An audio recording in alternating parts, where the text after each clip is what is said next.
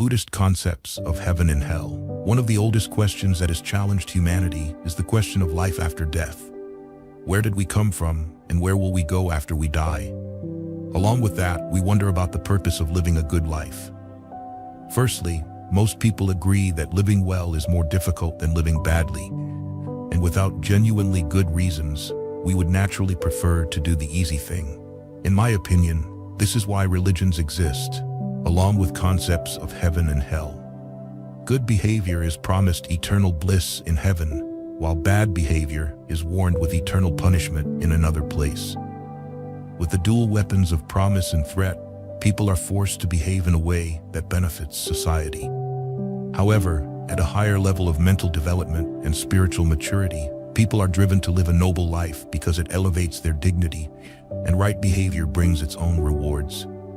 To do this, people are guided to develop a full understanding of their inherent nature and realize that their highest potential is not driven by fear of punishment, but by the long-lasting true happiness gained from pursuing a noble way of life. The purpose of this teaching is to encourage people to live an honest life for themselves, which naturally protects and ensures the well-being of those around them. This second method is what the Buddha taught. According to the Buddha, merely following religious rules to enter heaven is not enough. One must diligently practice to develop a tranquil mind because all actions are rooted in the mind. It is through controlling the mind that we can control our actions. When the mind and body are balanced and harmonious, true understanding leading to ultimate happiness can be achieved. According to the Buddha, heaven and hell are not places where people are assigned after death, but attitudes of the mind that we can experience right now. Simply put, if you are happy, you are in heaven. If you are suffering, you are in hell. Of course, it's not just that simple. So let's ask ourselves what heaven and hell mean. Let's explain the nature of hell and heaven using common knowledge without relying on beliefs, traditions, or scriptures. We should not depend on traditions, beliefs, or scriptures to understand the truth. Of course, there is some guidance in religious books. It depends on how we interpret these concepts. Some people believe that there are eternal heavens and hells. Therefore, according to them, those who do not follow their religion have no chance of enjoying the bliss of heaven or escaping hell. Based on this, it seems they hold a unique monopoly on heaven. But the Buddhist concept of this issue is entirely different. Whether we have a religious label or not, there is no difficulty for us to experience heavenly joy if we live a noble and reasonable life. According to the Buddha, heaven is not reserved for members of a particular religion. It extends to anyone who can live a noble life. Some people try to scare us by saying we will lose our chance of being born in heaven if we do not follow their religion. Alternatively, they threaten us by saying we will be condemned to hell if we do not accept their religion. They try to spread their religion by creating fear and ignorance. Buddhists have not chosen this tactic to spread Buddhism for over 2,500 years. The Buddha did not introduce heaven to create temptation, nor did he create fear of hell to promote Buddhism. He did not deny that the goal of Buddhists is to be born in heavenly realms to enjoy bliss. Many religious leaders promise others that they will achieve everything after death, but these leaders have little to offer for current life. They generally encourage their followers to endure suffering here because nothing can be done, but they promise eternal happiness in heaven. They are ready to make such promises because they know very well that no one will return from the other world to report to them that the promises were unfulfilled. During the Buddha's time, some people who wanted to enjoy heavenly bliss after death came to the Buddha and told him that as householders, they found it difficult to live a purely religious life. As secular people, they wanted worldly pleasures and urged him to explain how to attain happiness without turning away from the material world. The Buddha then asked, "Why must you wait to experience heavenly bliss after death? You can experience heavenly bliss while living in this world. If you know how to conduct your life in the right way, you can experience heavenly bliss here as well as after death." There are other similar suttas where the Buddha preached about this heavenly life. Regarding the concept of hell, He also mentioned in a sutta that we should not think that hell is somewhere beneath this earth, at the bottom of the ocean, or beneath the base of Mount Meru, a mystical mountain considered the largest in this world. In the Buddhist context, heaven and hell are not specific areas or places created by someone. When people talk about heaven and hell, they say heaven is above and hell is below. But if we dig through this earth to the other side, I think we won't find hell.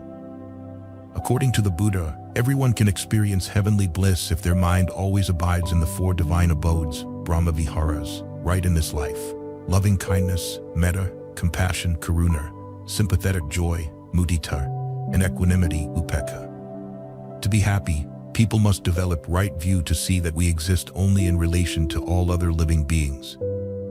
This means that to be happy, one must ensure the happiness and well-being of others. When we practice loving kindness, metta, we spread it throughout the universe, starting with ourselves, with pure, selfless love without discrimination. We also develop compassion, karuna, for those less fortunate, and work actively and tirelessly to alleviate their suffering. Then we rejoice, mudita, in the happiness that others achieve, because doing so helps us eliminate feelings of envy and harmful intentions. But the highest among these positive beneficial states is equanimity, upekkha, where the mind is no longer affected by any positive or negative feelings, becoming extremely calm, clear, and free from defilements. Those who live in these four states can be said to be living in heaven on earth.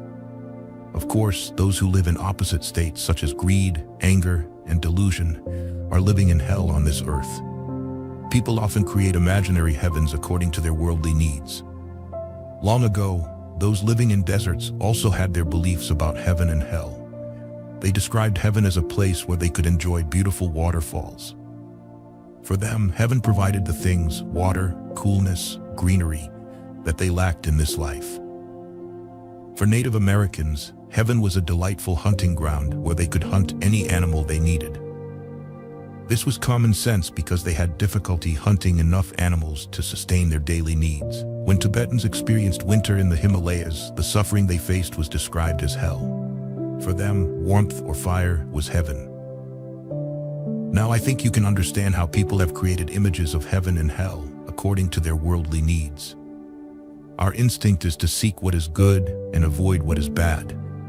In this sense, we can say that the Buddha did not deny the existence of a heavenly realm and hell. But unlike some who believe that heaven and hell are specific locations, Buddhism considers heaven and hell to be different states of existence. Buddhism categorizes all forms of existence in this world and beyond into 31 states, grouped into different categories. The first of these groups includes hell, hungry ghosts and animals, beings in various states of suffering. Then there is human life, 6 types of heavenly realms where beings enjoy more sensory pleasures than others.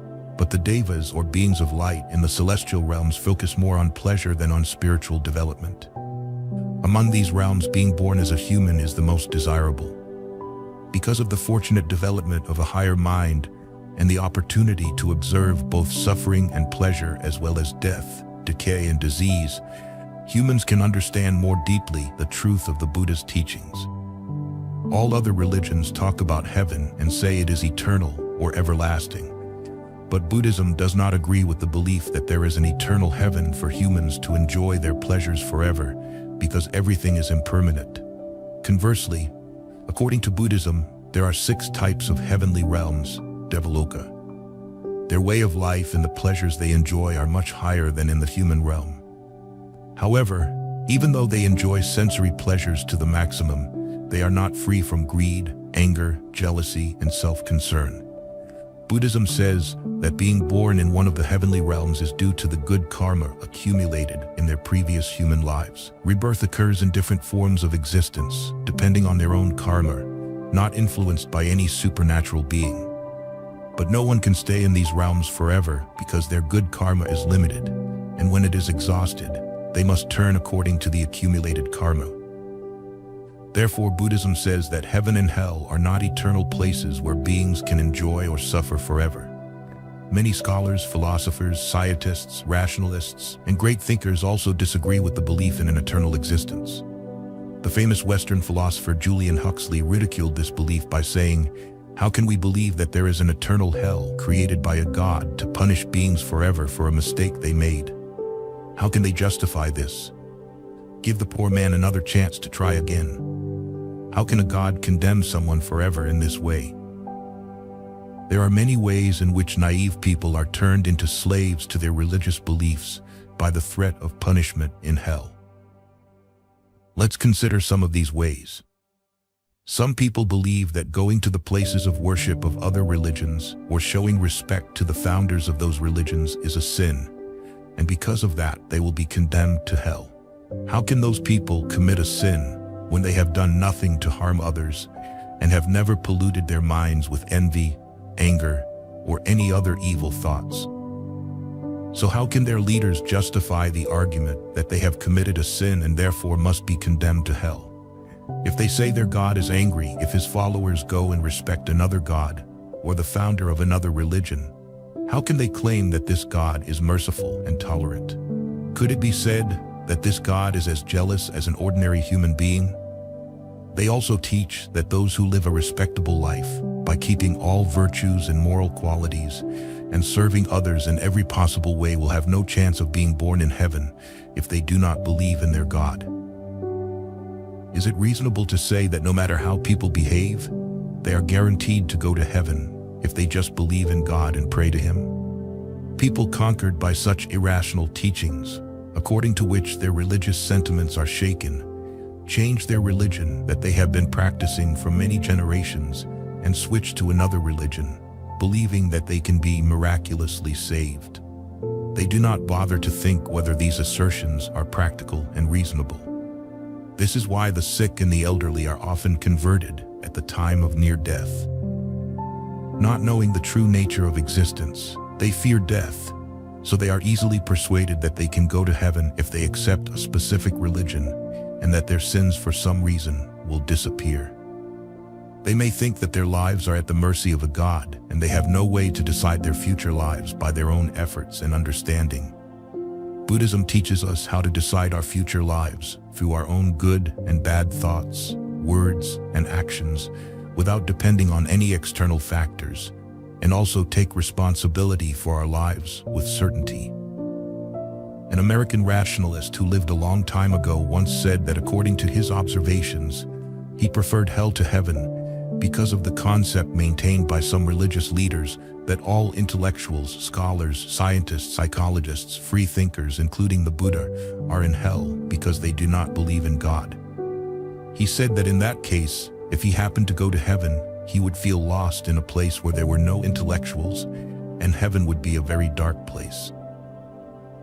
To the extent that he worried, heaven was a place only for those who wanted to enjoy worldly pleasures without using their brains. Buddhism certainly does not view an afterlife in heaven as the most important goal of life, or as a place where people can have eternal rest.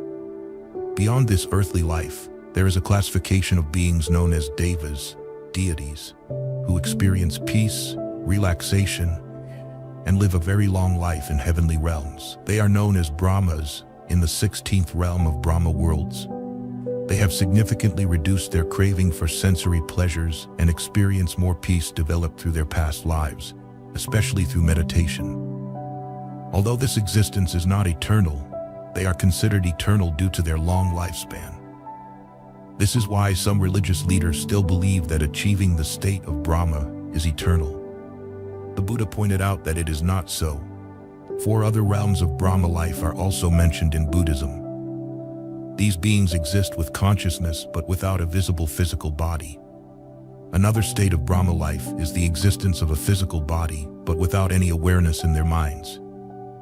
They do not experience physical and mental burdens for a long period, far surpassing the peace experienced by other Brahmas, and their life cycle is also longer than what other beings achieve, lasting millions of years. However, these states of existence are impermanent according to the Buddha. All these states are the 31 realms of existence explained in Buddhist scriptures. This concept is close to Indian cosmology. However, from a Buddhist perspective, we understand them as states of the human mind. They vary according to the development or degradation of the human mind. They do not manifest in coarse or physical forms. Additionally, it is clear that there are different beings existing in different forms according to the environment, factors, and other influences. They exist in different world cycles, depending on their mental power, and experience pleasure or suffering according to the good or bad karma they accumulated in their past lives. The following story can explain how Buddhists understand heaven and hell. A monk once preached about heaven and hell. Some listeners who did not believe in heaven and hell challenged the monk, saying that he was misleading naive people by talking about realms that do not exist. A very angry man loudly demanded the monk to prove the existence of these two realms. Looking at the man's angry appearance, the monk said, "Don't you know that you are currently in hell?" The man immediately understood the concept of hell as expressed by the monk. Then with a smiling face, he asked again, "All right, now tell me where heaven is." The monk calmly replied, "You are now in heaven." This simple but meaningful example gives us some ideas about how to use common understanding to realize that we create heaven and hell according to our state of mind. In some families, husbands and wives, parents and children argue every day, crying, complaining, and cursing each other, even though they live in the same house. Sometimes they don't have enough food to eat, proper clothes to wear, or even a place to sleep. Such places can be considered hell on earth. In other cases, although people have enough to live comfortably, their poor state of mind completely disrupts peace and happiness. Therefore, such people have made their lives more miserable due to their anger, narrow-mindedness, jealousy, and selfishness. This is another type of hell that those people create in this very life. Conversely, there are families where people experience peace, happiness, harmony, and contentment due to mutual understanding, patience, and love, even though they are poor. And others who have full material possessions, good health, along with understanding and love for each other. Such people are creating heavenly bliss right here in this world. Heaven and hell described in the scriptures of many religions fit the psychological nature of humans. They know that without rewards and punishments in another life, people would never live a righteous life. Often, descriptions of heaven and hell in this way are effective methods to make people less selfish, serve others, and not harm others for their own benefit. In the past, heaven was described as a place full of sensory pleasures, which the rich and powerful enjoyed in the earthly realm, now becoming rewards for the righteous in this life after death. And torture as punishment in hell was nothing other than the punishments imposed by rulers on criminals who violated peace and order. According to Buddhism, suffering in hell and joy in heaven are not eternal. At the same time, heaven and hell are not defined as specific places where beings experience states of pleasure and pain in all places in the universe, in any physical form, and according to the states of mental peace or suffering. At another level, the belief some hold that all our pleasurable or painful sensations are only experienced in this life is unacceptable to Buddhism.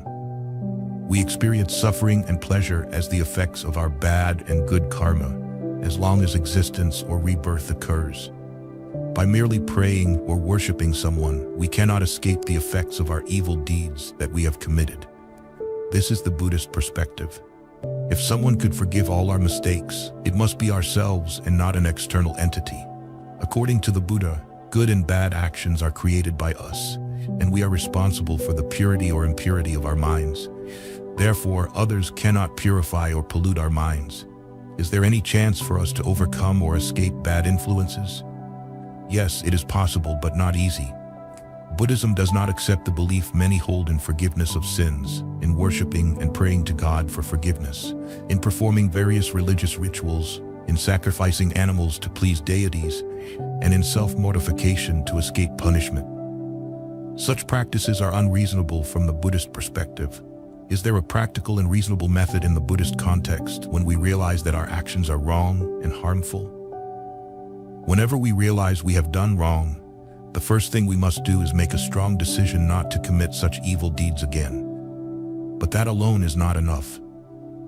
Afterward, we should strive to do as much good as possible by developing kindness, honesty, generosity, and right understanding. Cultivating such good qualities and deeds is accumulating good karma.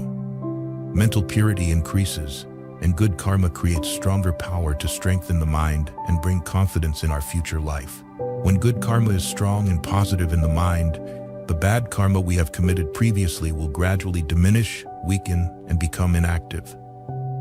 If death occurs with this dominant state of mind, rebirth will happen in a favorable condition. This explanation helps us understand how we can eliminate the effects of our sins. However, this is not the end of our evil karma, because we cannot easily eradicate it completely. In the process of continuing to accumulate more good karma by serving others and reducing mental impurities, we can overcome the effects of bad karma because good karma can block the effects of bad karma. In this way, we can continue to improve the process of life and strengthen our spiritual development until we achieve sainthood and the ultimate goal.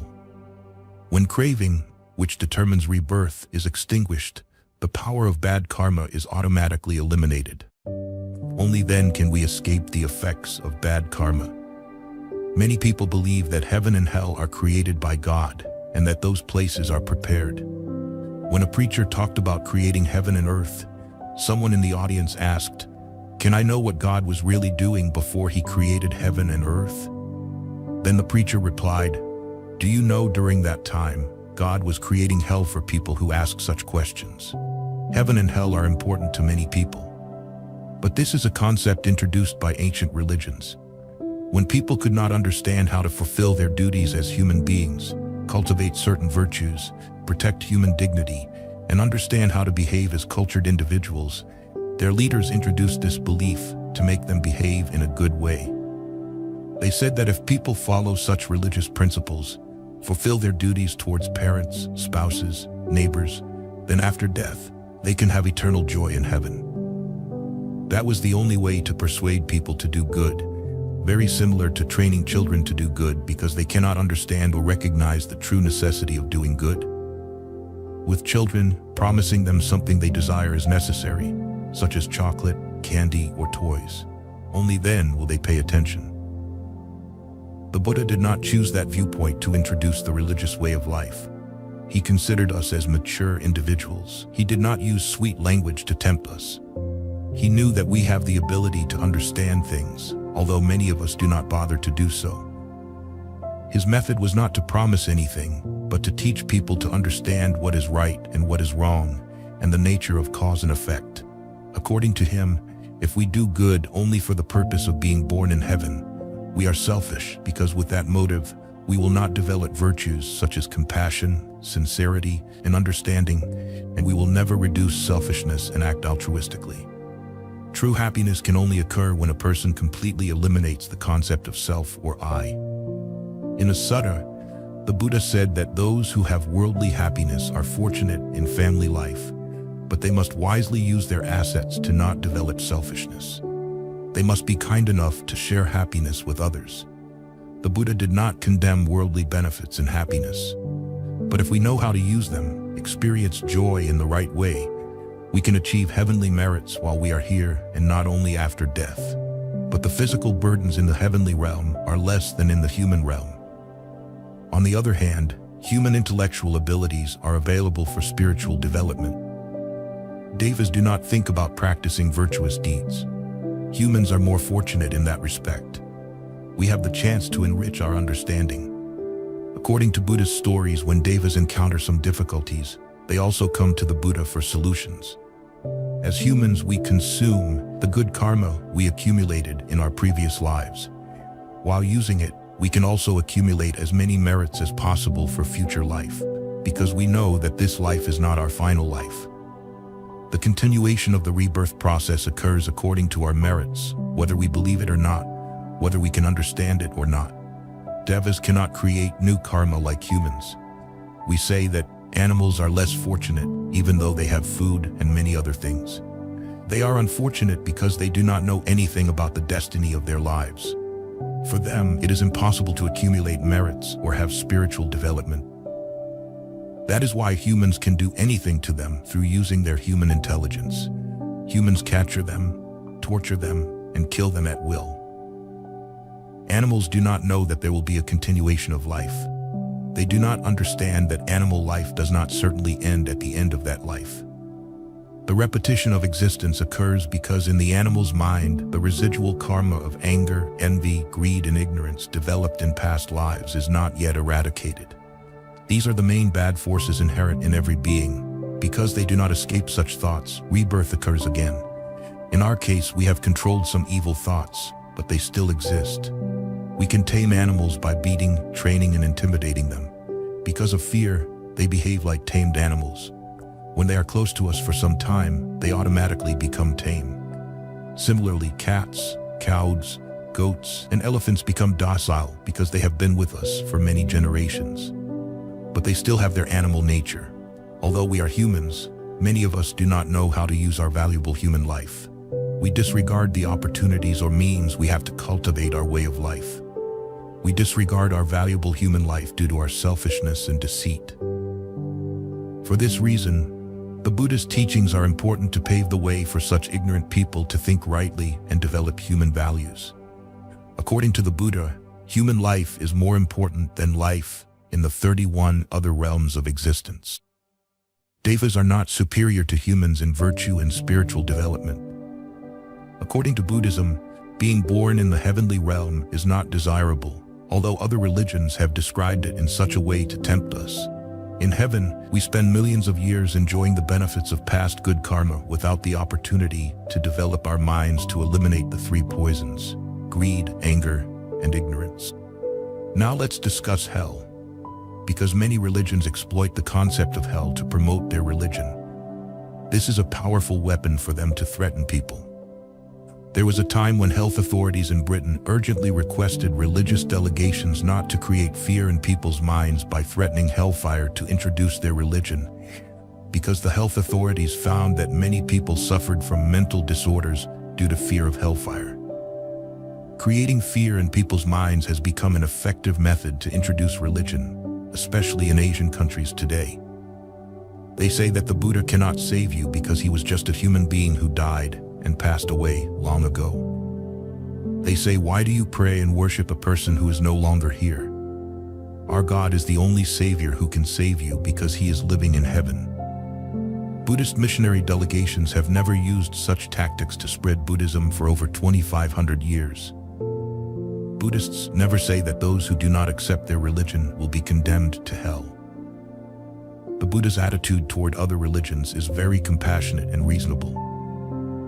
Life is easily changeable. When we neglect our lives, decline can easily occur.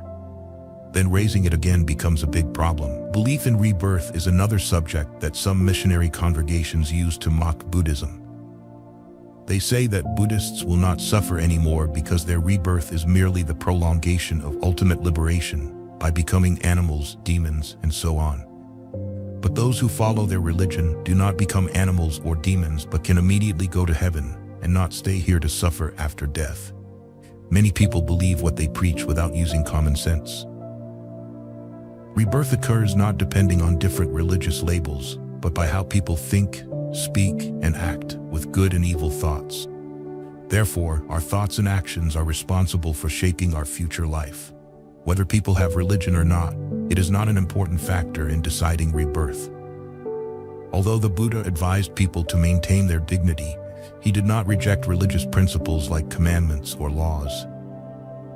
In simple language, he said that if you commit evil deeds, you must face the resulting suffering, either physical or psychological, in this life or the next. You should also consider the nature of pleasure or suffering in different realms of existence, which are introduced by giving them different names such as heaven, hell, ghost world, and animal world. Today, modern science and technology have expanded our knowledge to understand many things in the world and universe that primitive people could not understand. Due to ignorance, they explained life and death in very simple terms, which they later accepted as religious truths or doctrines. We do not know that every day we are shaping heaven and hell according to our way of life, as well as the good and bad influences we experience here and in the next life. This does not mean that Buddhism completely denies belief in a heavenly life or suffering hell after death. But the Buddhist concept of this belief is different from other religions. This means that when we live by cultivating good qualities and virtues through practicing certain religious principles without violating the peace and happiness of others, we can also experience a more pleasant, happy, prosperous, and peaceful life anywhere in the universe after death where life exists. For us, that is heaven. Conversely, if we live our lives by harboring anger, envy, resentment, malice, and other evil thoughts in our minds, we must face the consequences in the form of suffering, either in this life or the next. It will also be difficult for us to have a good rebirth in a good environment to cultivate moral qualities. When life becomes more painful, we see this state of existence as hell. Knowing the true situation in earthly life, the wise try to decide how to live, and live peacefully without harming others, and also work to help beings. We want to have a favorable, good, and joyful existence, but our aspirations are very difficult to achieve. The world is not arranged according to our wishes. The formation of this life does not occur just to suit us. The world operates according to its own universal laws and nature. These are fair, whether we are rich or poor, educated or uneducated. As religious people, we can maintain happiness and contentment through this understanding. When difficulties, illnesses, worries, disturbances, and disasters come to us, we should not complain or curse or blame others. We should carefully examine the situation to understand who or what is responsible for all the problems, or if there is anything outside us that can be blamed. Sometimes we have done something wrong. Don't think we are always right and others are wrong. Everyone in this world makes mistakes. We are living in a world where we always encounter collisions, disagreements, conflicts, disasters, unrest, and wars. Therefore, the challenge is to seek peace in a world where disagreements and collisions are happening daily. Thank you for listening. If you found this video helpful, please share it with those who might benefit from it. Don't forget to leave your thoughts in the comment section below. Hit the like button, follow, and turn on the notification bell. This is how you can show your support for me. Once again, thank you very much, and see you in the next videos. Fewer thoughts in the mind, less suffering in life. In Buddhism, mind is the root of all dharmas. The mind or thoughts is the storehouse of karma, wholesome or unwholesome. The Sanskrit term sthita is defined as the whole system of vijnanas, originally pure or mind. Besides, siddha is generally translated as thought. In the Lankavatara Sutra as well as in other Mahayana sutras, siddha may better be rendered mind. When it is defined as accumulation or as storehouse, where karma seeds are deposited, it is not mere thought, it has an ontological signification also. In the Dhammapada Sutta, the Buddha taught, mind foreruns deeds, mind is chief, and mind made are they. Mind is another name for alaya vijnana. Unlike the material body, immaterial mind is invisible. We are aware of our thoughts and feelings and so forth by direct sensation, and we infer their existence in others by analogy. The mind is the root of all dharmas. In Contemplation of the Mind Sutra, the Buddha taught, all my tenets are based on the mind that is the source of all dharmas. The mind has brought about the Buddhas, the heaven or the hell. It is the main driving force that makes us happy or sorrowful, cheerful or sad, liberated or doomed. In Zen, it means either the mind of a person in the sense of all his powers of consciousness, mind, heart, and spirit, or else absolutely reality, the mind beyond the distinction between mind and matter. It is for the sake of giving practitioners an easier understanding of mind, Buddhist teachers usually divide the mind into aspects or layers, but to Zen, mind is one great whole, without parts or divisions. The manifestating, illuminating, and non-substantial characteristics of mind exist simultaneously and constantly, inseparable and indivisible in their totality. According to Buddhism, understanding is not an accumulation of knowledge. To the contrary, it is the result of the struggle to become free of knowledge. Understanding shatters old knowledge to make room for the new that accords better with reality. When Copernicus discovered that the Earth goes around the Sun, most of the astronomical knowledge of the time had to be discarded, including the ideas of above and below. Today, physics is struggling valiantly to free itself from the ideas of identity and cause-effect that underlie classical science. Science, like the Way, urges us to get rid of all preconceived notions. Understanding in human is translated into concepts, thoughts, and words. Understanding is not an aggregate of bits of knowledge. it is a direct and immediate penetration. In the realm of sentiment, it is feeling. In the realm of intellect, it is perception. It is an intuition rather than the culmination of reasoning. Every now and again it is fully present in us, and we find we cannot express it in words, thoughts, or concepts. Unable to describe it, that is our situation at such moments. Insights like this are spoken of in Buddhism as impossible to reason about, to discuss, or to incorporate into doctrines or systems of thought. Besides, understanding also means a shield to protect cultivator from the attack of greed, hatred, and ignorance.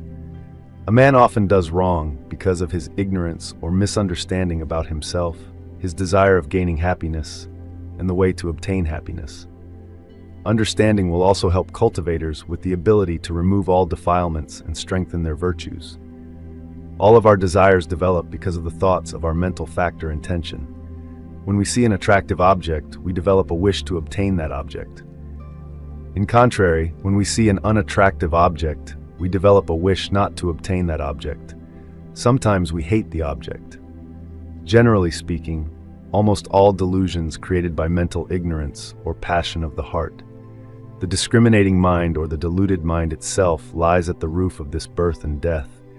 But people think that this mind is their real mind, so the delusion enters into the causes and conditions that produce suffering. In Buddhist point of view, man's mind influences his body profoundly. If allowed to function viciously and indulge in unwholesome thoughts, mind can cause disaster, can even cause one's death. But on the contrary, a mind imbued with wholesome thoughts can cure a sick body. These are summaries of some of the characters of the mind. However, if we dig a little deeper into details, we will see that human's mind has many more different characteristics. Mind is like an unrest monkey. The functions of mind are very extensive and numberless. Practitioners should always remember that the mind is climbing and jumping like a monkey from trees to trees as a restless monkey. Someone asks a Zen master on how to look into one's self-nature. The Zen master replies, "How can? For if there is a cage with 6 windows, in which there is a monkey, someone calls at one window, 'Oh, monkey,' and he replies. Someone else calls at another window, and again he replies. And so on. Human's mind is no different from that monkey. That's why the Buddha always reminded his disciples, mind is like an unrest monkey jumping from one tree to another. The activities of the mind have no limit. Mind originates delusion. Mind originates enlightenment. According to the Zen teaching of Huangpo, one day, Zen master Huangpo entered the hall to preach the assembly. Mind is Buddha, while the cessation of conceptual thought is the way. Everything existence or phenomenon arises from the functions of the mind. Mind creates nirvana. Mind creates hells. An impure mind surrounds itself with impure things. A pure mind surrounds itself with pure things. Surroundings have no more limits than the activities of the mind. Mind creates Buddhas. Buddha is like our mind. Mind creates ordinary men. Sentient beings are just like our mind. The mind is a skillful painter who creates pictures of various worlds. There is nothing in the world that is not mind created. Both life and death arise from the mind and exist within the mind. The mind creates greed, anger, and ignorance. However, that very mind is also able to create giving, patience, and wisdom. A mind that is bewildered by its own world of delusion will lead beings to an unenlightened life. If we learn that there is no world of delusion outside of the mind, the bewildered mind becomes clear. We cease to create impure surroundings, and we attain enlightenment. The mind is the master of every situation. It rules and controls everything. The world of suffering is brought about by the deluded mortal mind. The world of eternal joy is also brought about by the mind, but a clear mind. The mind is as the wheels follow the ox that draws the cart. So does suffering follow the person who speaks and acts with an impure mind. If the mind is impure, it will cause the feet to stumble along a rugged and difficult road. But if a mind is pure, the path will be smooth and the journey peaceful. The functioning of the mind. In the studies of the Lankavatara Sutra, Zen master D. Suzuki distinguished 2 kinds of functioning of the mind. First, functioning is dependent on the individualizing mind and is perceived by the minds of the 2 vehicle followers. It is known as responding body.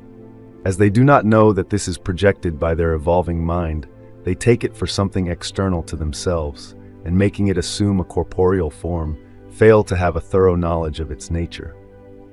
Second, functioning is dependent on the karma consciousness. That is, it appears to the minds of those bodhisattvas who have just entered upon the path of bodhisattvahood, as well as of those who have reached the highest stage.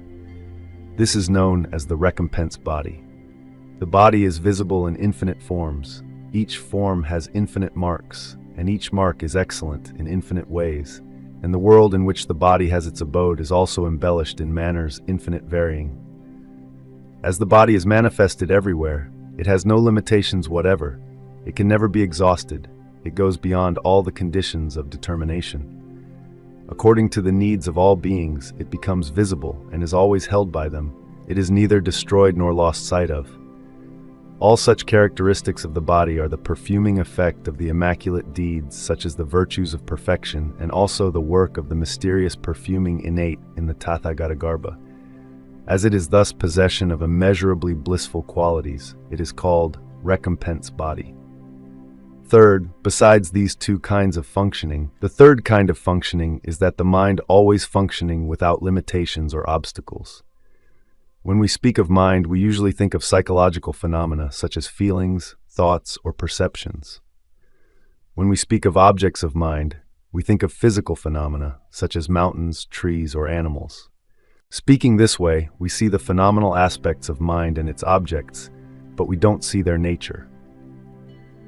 We have observed that these two kinds of phenomena, mind and objects of mind, rely on one another for their existence and are therefore interdependent, but we do not see that they themselves have the same nature. This nature is sometimes called mind and sometimes called suchness. Whatever we call it, we cannot measure this nature using concepts. It is boundless and all-inclusive, without limitations or obstacles. From the point of view of unity, it is called Dharmakaya. From the point of view of duality, it is called mind without obstacle, encountering world without obstacle. The Avatamsaka Sutra calls it unobstructed mind and unobstructed object. The mind and the world contain each other so completely and perfectly that we call this perfect unity of mind and object. Mind of understanding ourselves. Understanding ourselves means understanding things as they really are. That is, seeing the impermanent, unsatisfactory, and non-substantial, or non-self nature of the five aggregates of clinging in ourselves. It is not easy to understand ourselves because of our wrong concepts, baseless illusions, perversions, and delusions. It is so difficult to see the real person. The Buddha taught that in order to be able to understand ourselves, we must first see and understand the impermanence of the five aggregates. He compares material form or body to a lump of foam, feeling to a bubble, perception to a mirage, mental formations or volitional activities to water lily plant which is without heartwood, and consciousness to an illusion. The Buddha says, whatever material form there be, whether past, future, or present, internal, external, gross or subtle, low or lofty, far or near, that material form is empty, unsubstantial, and without essence. In the same manner, the remaining aggregates, feeling, perception, mental formation, and consciousness, are also empty, unsubstantial, and without essence. Thus, the five aggregates are impermanent. Whatever is impermanent, that is suffering, unsatisfactory, and without self. Whenever you understand this, you understand yourselves. No one can run away from the mind. According to Bhikkhu Piyananda in the Gems of Buddhism Wisdom, you cannot run away from your mind. By meditation, you can train the mind to keep calm and be free from disturbances, either from within or outside. Apply concentrated awareness to the internal confusions and mental conflicts, and observe or pay attention to all the changing states of your mind. When the mind is properly developed, it brings happiness and bliss. If the mind is neglected, it runs you into endless troubles and difficulties. The disciplined mind is strong and effective, while the wavering mind is weak and ineffective. The wise train their minds as thoroughly as a horse trainer trains their horses. Therefore, you should watch your mind. When you sit alone, you should observe the changing conditions of the mind. The task is only a matter of observing the changing states, not fighting with the mind, or avoid it, or try to control it. When the mind is in a state of lust, be aware that we are having a mind of lust. When the mind is in a state of hatred, or when it is free from hatred, be aware that we are having a mind of hatred or free from hatred. When you have the concentrated mind or the scattered mind, you should be aware that we are having a concentrated or a scattered mind. You should always remember that your job is to observe all these changing conditions without identifying yourself with them. Your job is to turn your attention away from the outside world and focus in yourself. This is very difficult, but it can be done. In all activities of your daily life, you should always watch your mind and to observe your mind in all kinds of situations. To observe the working of your mind without identifying with or finding justification for your thoughts, without erecting the screen of prejudice, without expecting reward or satisfaction. To observe the senses of desire, hatred, jealousy, and other unwholesome states that arise and upset the balance of the mind. Continue meditation practices to check and eliminate these harmful elements. The mind is the core of our existence. According to the Buddhist point of view, the mind or consciousness is the core of our existence. All our psychological experiences, such as pain and pleasure, sorrow and happiness, good and evil, life and death, are not attributed to any external agency. They are only the result of our own thoughts and their resultant actions. Mind actually influences the body in every minute of life. If we allow it to function with the vicious and unwholesome thoughts, mind can cause disaster. It can even kill another being. However, when the mind is concentrated on right thoughts with right effort and understanding, it can produce an excellent effect. Thus, the Buddha tacked, "No enemy can harm one so much as one's own thoughts of craving, thoughts of hate, thoughts of jealousy, and so on." A mind with pure and wholesome thoughts really lead to a peaceful and relaxed life. Mind is not separate from the world of thoughts and feelings. How can it leave and retire into itself? When we look at the tree in front of us, our mind does not go outside of us into the forest, nor does it open a door to let the trees in. Our mind fixes on the trees, but they are not a distinct object. Our mind and the trees are one. The trees are only one of the miraculous manifestations of the mind. According to the Sutra in 42 sections, chapter 31, the Buddha said, "There was once someone who, plagued by ceaseless sexual desire, wished to castrate himself. To cut off your sexual organs would not be as good as to cut off your mind. Your mind is like a supervisor. If the supervisor stops, his employees will also quit. If the deviant mind is not stopped, what good does it do to cut off the organs?" The Kasyapa Buddha taught, "Desire is born from your will is born from thought. When both aspects of the mind are still, there is neither form nor activity." Generally speaking, men are not disturbed by things, but by the notions they form concerning things. The death, for example, is not in itself fearful. The fear resides only in our mind. Attachment to life on earth stimulates the unnatural, morbid fear of death. Devout Buddhists should always realize that death is inevitable, so there is no reason for us to be fearful with such an inevitable event. No matter what we say, it's extremely difficult for us to despite and ignore these manifestations of the instinct for self-preservation, for this is the natural nature of the mind. However, Buddhists still have an effective method of overcoming it. This is to forget the self in service for other people. It is to turn our love from inwards to outwards. As a matter of fact, a conceptual thought perceives its objects indirectly and unclearly through a generic image. The mind is discriminating various forms, and the mind itself gets attached to a variety of signs of existence.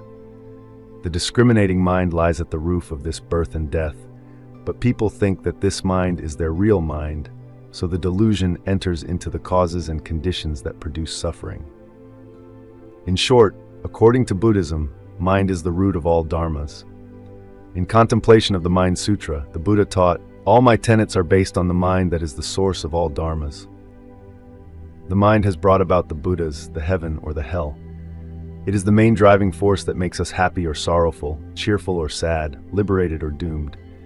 Meanwhile, the inner layer aspect of the mind means the form or nature. What is the nature of the mind? In Zen, the nature of the mind is self-awareness. To be self-awareness means to be aware of the results of the play of consciousness, or to be conscious of the impression received, or the images captured by the consciousnesses. To be conscious of this play is an absolute, pure experience, in which there is no subject, knower, or object known, the knower and the known having coalesced into one entity of pure feeling. In this pure feeling, there is no room for the dichotomy of dualism. Pure self-awareness is intrinsically and experientially non-dualistic, as the Buddhist sages have testified over many centuries. Self-awareness, or the nature of the mind, is not the function of knowing, but the knowing itself in its most intrinsic form. He who discovers this self-awareness finds his whole being changed. While engaged in any activity, he feels as though he were transcending the activity. He talks and walks, but he feels that his talking and walking is not the same as before. He now walks with an opened mind. He actually knows that it is he who is doing the walking. The director himself is sitting right in the center of his mind, controlling all his actions with spontaneity. He walks in bright awareness and with illumined spirit. In other words, the man who realizes self-awareness feels that he is no more the obedient servant of blind impulse, but is his own master. He then senses that ordinary people, blind to their innate bright awareness, tread the streets like walking corpses. A Chinese Zen master once said, "Before a man practices Zen, to him mountains are mountains, and rivers are rivers. After he gets an insight into the truth of Zen through the instructions of a good Zen master, mountains to him are no longer mountains, and rivers are no longer rivers. But after this, when he really attains the abode of rest, mountains are once more mountains, and rivers are rivers." What is the meaning of this? According to Zen master Thich Thien An in Zen Philosophy, Zen Practice, the first sentence expresses the viewpoint of the unenlightened man, the common understanding which views things in terms of false thinking. This requires no explanation, for it is a viewpoint with which we are all familiar. The second sentence is more difficult to understand. Why does he say that the mountain is not a mountain, the river is not a river? Let us understand it this way. What is a mountain? A mountain is a combination of rocks, trees, and plants which we group together under the name mountain. Hence, the mountain is not the mountain. Again, what is a river? A river is a combination of a lot of water flowing together, a combination which is constantly changing. There is no abiding entity, river. Hence, the river is not a river. This is the real meaning of the second sentence. In the third sentence, the master says that for the man who has fully realized Zen, mountain is once again a mountain, and the river once again a river. Conceptually, this way of looking at things is indistinguishable from the viewpoint of common sense, but experientially, the vision of the enlightened man is radically different from his vision before enlightenment. Earlier, when he looked at the mountain, he viewed it with a discriminating mind. He saw it as high or low, big or small, beautiful or ugly. His discriminating mind gave rise to love and hate, attraction and repulsion. But after enlightenment, he looks at things with utmost simplicity. He sees the mountain as a mountain, not as high or low, the river as a river, not as beautiful or ugly. He sees things without distinction or comparison, merely reflecting them like a mirror exactly as they are. Buddhist practitioners should always remember the mind of a cultivator must be pure. Do not follow outward appearances or rupas which are capable of receiving sense objects such as visible object, sound, taste, etc. To have this kind of following outward appearances, in fact, nothing but a lot of trouble, because it leads to discrimination in our thinking and prevents us from being able to concentrate. Being unable to concentrate or focus our energy on cultivation, our idle thoughts run wild, then afflictions come in droves, herds. If we do not crave this following of outward appearances in the first place, then we also will not have afflictions, and we are free of impediments. According to the Heart Sutra, the Buddha taught, because there is no impediment, he leaves distorted thinking far behind, ultimately nirvana.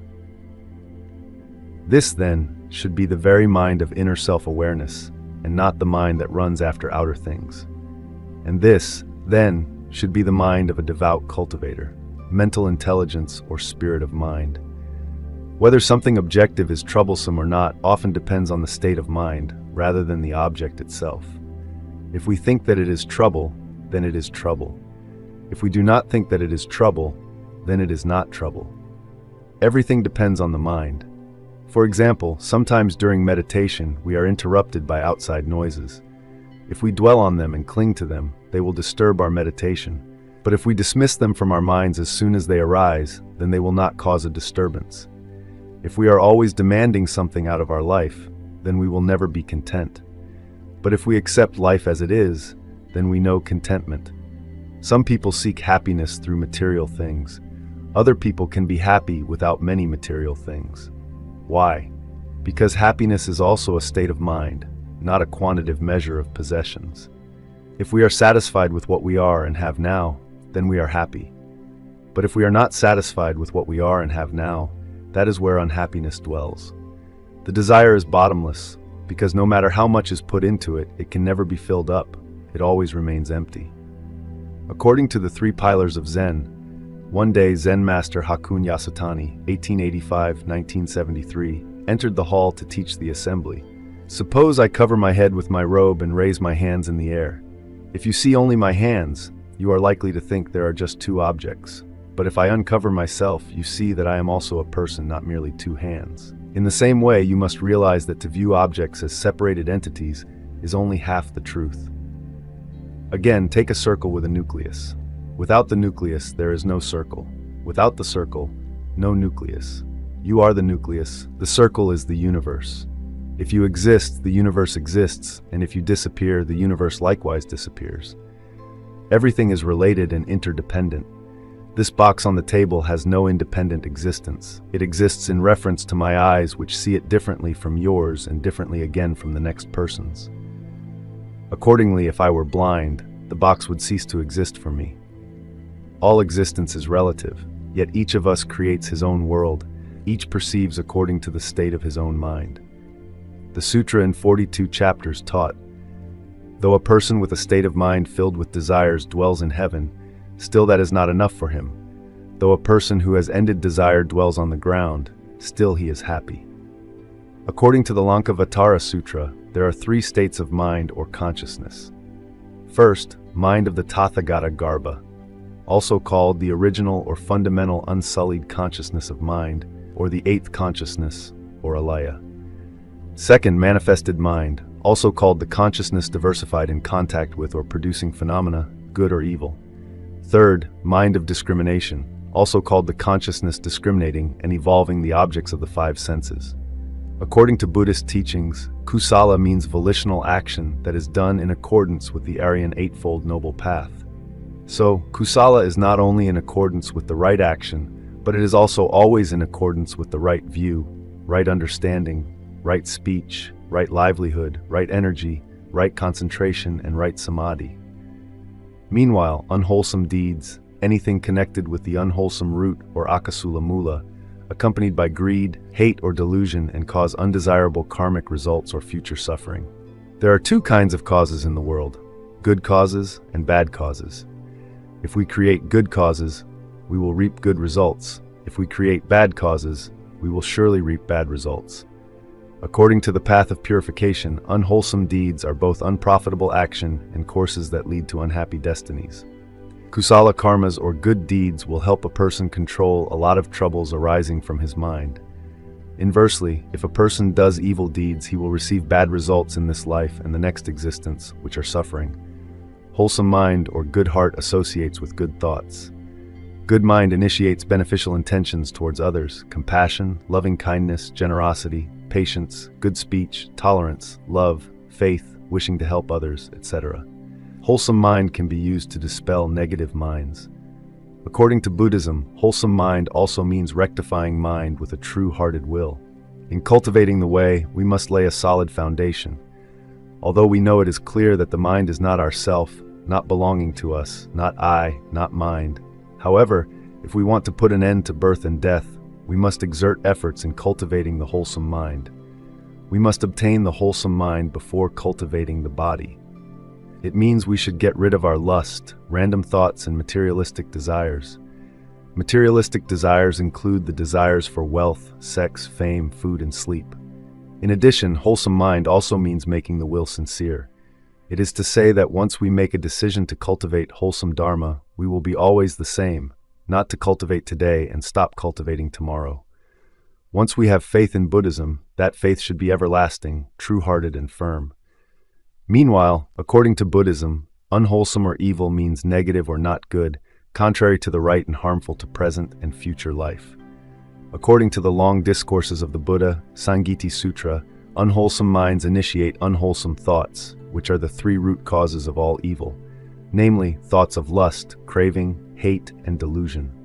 Unwholesome minds lead to unwholesome deeds, which include the following, but not limited to: greed, anger, stupidity, arrogance, doubt, improper views, killing living things, stealing, or taking what is not given, sexual misconduct, and wandering thoughts. According to the path of purification, 10 unwholesome deeds are both unprofitable action and courses that lead to unhappy destinies. Killing living things, taking what is not given, sexual misconduct, false speech, malicious speech, harsh speech, gossip, covetousness, ill will, and wrong view. In cultivation, Buddhist practitioners must try to cultivate to eliminate negative or unwholesome mind, the mind that creates negative or unwholesome thoughts, anger, hatred, harmful thoughts, wrong views, etc., speech, lying, harsh speech, double-tongued, etc., as well as deeds which are the causes of our sufferings, confusion, and misery. Negative or unwholesome mind creates negative or unwholesome thoughts, anger, hatred, harmful thoughts, wrong views, etc., speech, lying, harsh speech, double-tongued, etc., as well as deeds which are the causes of our sufferings, confusion, and misery. Unwholesome or negative mind will destroy our inner peace and tranquility. According to the Abhidharma, unwholesome consciousness is rooted in either greed or in delusion. Unwholesome consciousness is rooted in greed, accompanied by greed, consciousness that accompanied by joy, associated with wrong view, the view that may be either reinforce the attachment from which the consciousness springs by providing it with a rational justification, or the view itself may be an object of attachment in its own right.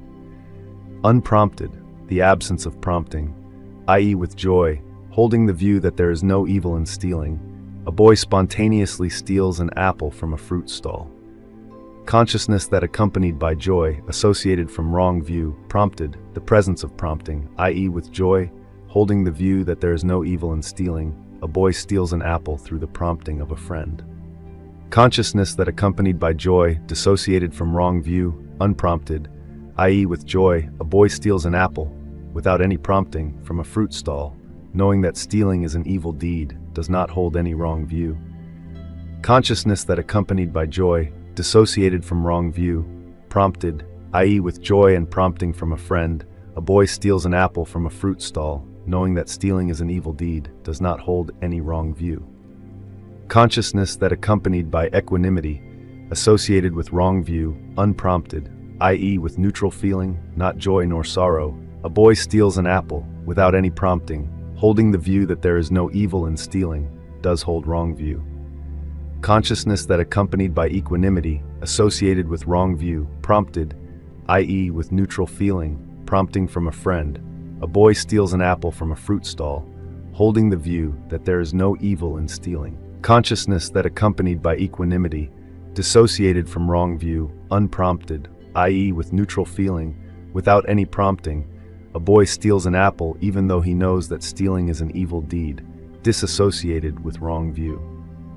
Consciousness that accompanied by equanimity, dissociated from wrong view, prompted, i.e. with neutral feeling and prompting from a friend, a boy steals an apple, even though he knows that stealing is an evil deed, disassociated from wrong view. Unwholesome consciousness is rooted in hatred, accompanied by hatred, consciousness that accompanied by displeasure, associated with aversion, unprompted, i.e. with hatred, a man murders another in a spontaneous fit of rage. Consciousness that accompanied by displeasure, associated with aversion, prompted, i.e. with hatred, one man murders another after premeditation. Unwholesome consciousness is rooted in delusion, accompanied by delusion. Consciousness that accompanied by equanimity, associated with doubt, i.e. due to delusion, a man doubts the enlightenment of the Buddha or the efficacy of the Dharma as a way to deliverance. Consciousness that accompanied by equanimity, associated with restlessness, i.e. due to delusion, a person is so distracted in mind that he cannot focus his mind on any object.